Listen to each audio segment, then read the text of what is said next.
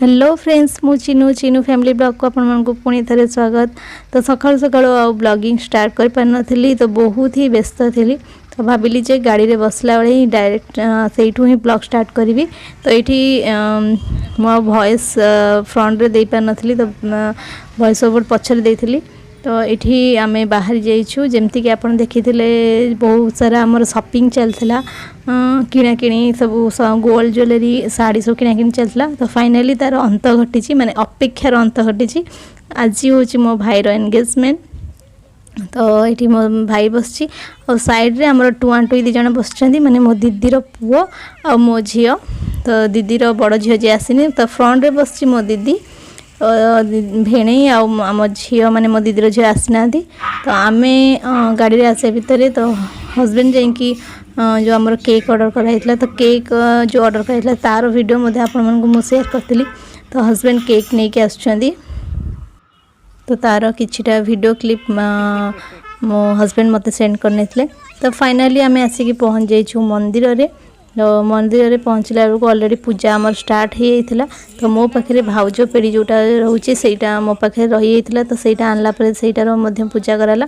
तो ये फ्रंट देखुए मो बापा बस मो भाउज जे हेबे तांकर बापा बस। तो साइड रे जो जैकेट पिंधि सी होचंदी मो मौसा। तो ये आमर दुई समुदींकर मिलन चलती। तो ये सीन देखले बहुत ही बढ़िया लगे। तो फाइनली आसिक आम भाउज राणी पहुँच जाइछंदी। तो भाउज तो डाकिबिनी मुझे ना धरी डाकिबी सोनाली।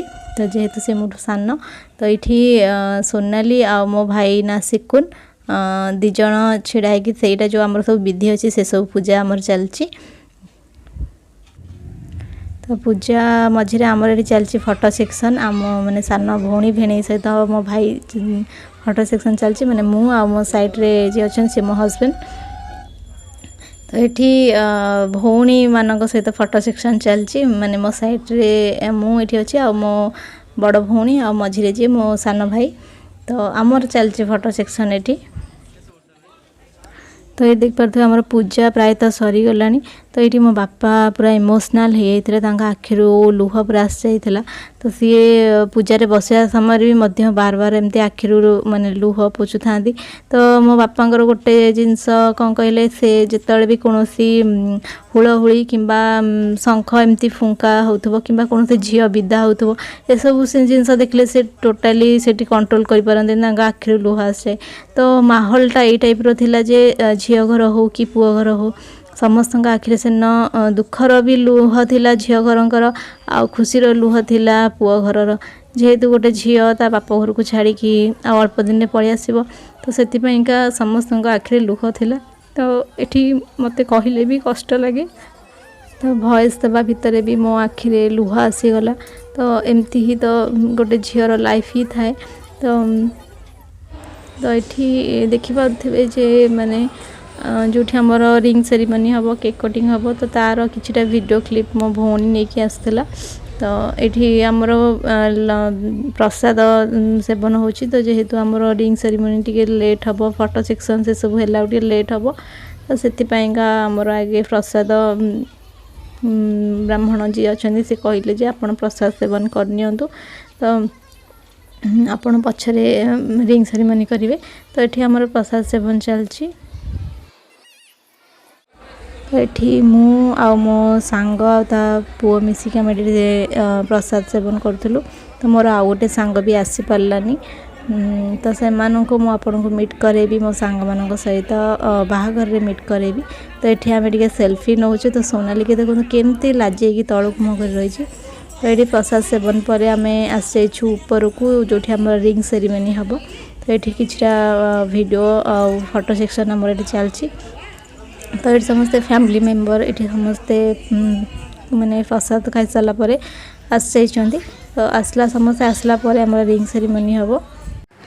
तो एपटे सोनालींकर फैमिली मेंबर समस्ते बसचंती। तो समस्ते आसला पर जाकि आमर रिंग सेरिमनी स्टार्ट हम। तो ये देखु आमर माने चलची फोटो सेक्शन चलची फिंगर रिंग रो फोटो सेक्शन। तो आम टाइम रे तो ये सब थिला किंतु आमर है नथिला आम दी भौणी घर। तो से आम चाहिए आम भाईर एमती करवा बोली।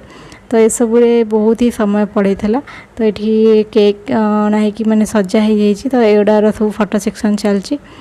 तो एबे स्टार्ट हो आमर फिंगर माने रिंग सेरेमनी स्टार्ट हो।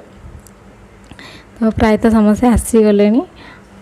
तो मो वीडियोर साइड रे देखदेवी जे कौ टाइप आमर फोटो शूट होता। तो बहुत ही बढ़िया लगिला फोटो शूट गुरा। तो रिंग सेरेमनी स्टार्ट हवा पूर्वर आमर ये कि फोटो सेक्शन चलती सिकुन आ सोनाली।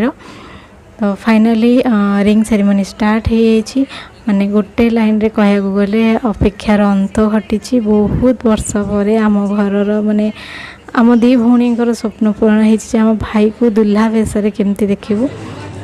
तो खाली दी भौणीर तो कहीपर बापा माँ भी इच्छा जे माने गोटे तांको पुअर लाइफ केमती सेटल हो जाओ ताको गोटे बहुत ही भल जीवन साथी मिलू।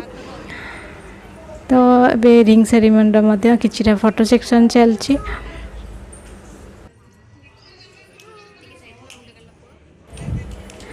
तो रिंग सेरेमनी सरीगला आमर ये चलती केक कटिंग। तो एमती ही रही है आज दिन। तो दिनटा केमती कटिगला बिल्कुल जना भी पड़ानी।